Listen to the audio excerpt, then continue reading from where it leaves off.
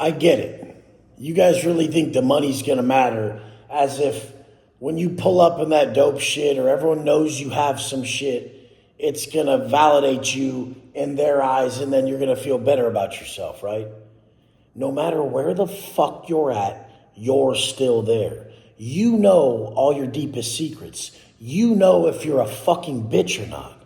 That's why all these motherfuckers, we know who they are. They can't even get up and take the spot. They can't even speak unless it's about another man, because there's nothing about them that has any substance, have been through nothing, have overcome nothing. Every time there was a fucking bout of adversity thrown my way, every time life tried to kick me in the nuts, I chose to build myself. That's why I look this way, motherfucker. You could never fucking make me believe that you're any sort of a significant man if you're not in shape. And I'm talking about significant to your fucking self. No man on this planet is out of shape and respects himself.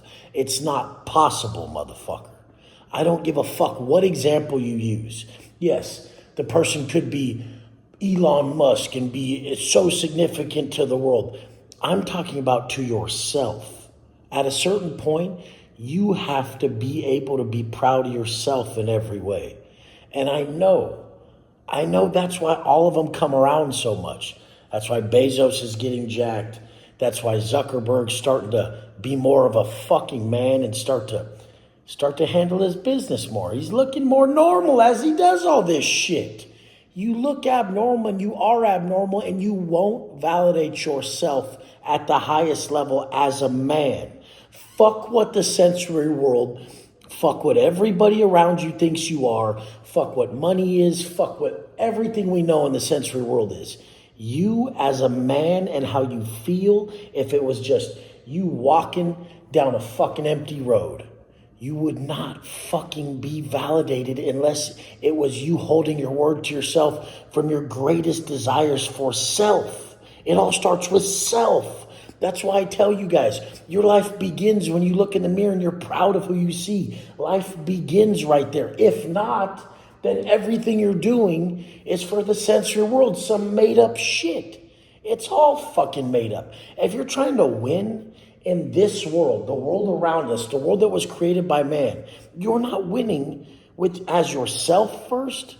The spirit, the soul of man's called to become who he is in this life. If you're not winning as that first, you do not understand that you're playing the game of life, and you're not fucking developing any depth. You're working in the sensory environment. You got to work past that. The call from within is a spiritual call. The call from within to be a true man is not his choice. It's a God-given gift. If you're not conflicted internally through your conscience, you're not chosen by God. That's why I said in that last podcast, it was like, it's the hardest choice. Stay single or raise a family. When I met Angie, she was pregnant. I was a multi-millionaire, famous, and she was pregnant with a little girl. I met her with a belly, a slight belly forming, and then she was fully pregnant. We hid it the whole time because she wasn't okay with showing it. Who would choose that? There's certain choices men make in this life that are not their own.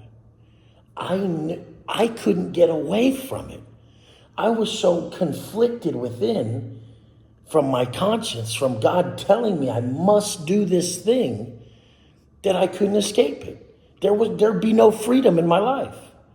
Even when we were broken up, if I knew I could do something for them and I was being called to do it, if I didn't do it, I would have no freedom in my day.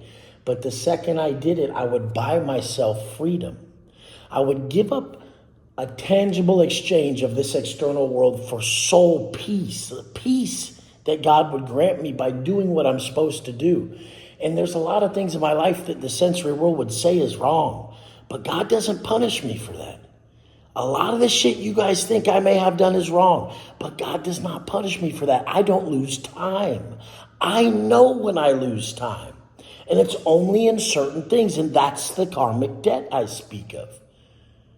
I know when it's true. I know when I can't avoid something. Nope, I have to do this. I don't care what befalls me. I don't care what happens. This must be done. I can't live if I don't. And people are like, what do you mean you can't live? I cannot think about it. God won't let me free from it. I have no clarity. I don't have freedom from this thought. The more conflicted you are on your path, the more direct your path is being shown to you from above, the more chosen you are. If you don't naturally hear your conscience loud, you're not favored by God. You should be like, no, I don't want to fucking do it. I'm trying to do this other thing for me. Why would I take care of them? They don't love me. They don't want to be with me. She left me. Why would I send anything? I need that for me. This is my voice inside, my voice, Wes Watson. And God just won't hear nothing. He won't hear it. He won't hear it. He'll just have me fighting an internal battle until I do it, and then I'm free. I'm fighting. I'm conflicted. You guys are conflicted with your weed. You guys are conflicted with your drink. You guys are conflicted with what you're doing to your loved ones. You guys are conflicted with self. That's why all these haters online hate. They're conflicted. They know they should go to the gym, but they've deemed themselves not a gym person. But God's like, bro, it doesn't matter if you're a gym person or not. You have to be in shape. I need you to do this thing in your life. I mean, you guys are so crazy. You guys live in a state of constant confliction, and you don't realize you're telling God, fuck you. That's what you don't realize you're doing. And you would not understand someone like me that lives directly aligned with that voice. Directly. There's some areas where I know I'm bending it, and I always pay. And it's not the areas you think. It's not the ones that society provided. It's only a man's soul in his true path. I love you guys. Stay on the path. Your conscience is the authentic voice of God. It's not what Wes Watson says. It's not what your teacher says. It's not what your fat entrepreneur mentor says. It's none of that. It's your conscience's call to action. I love you guys. Let's go.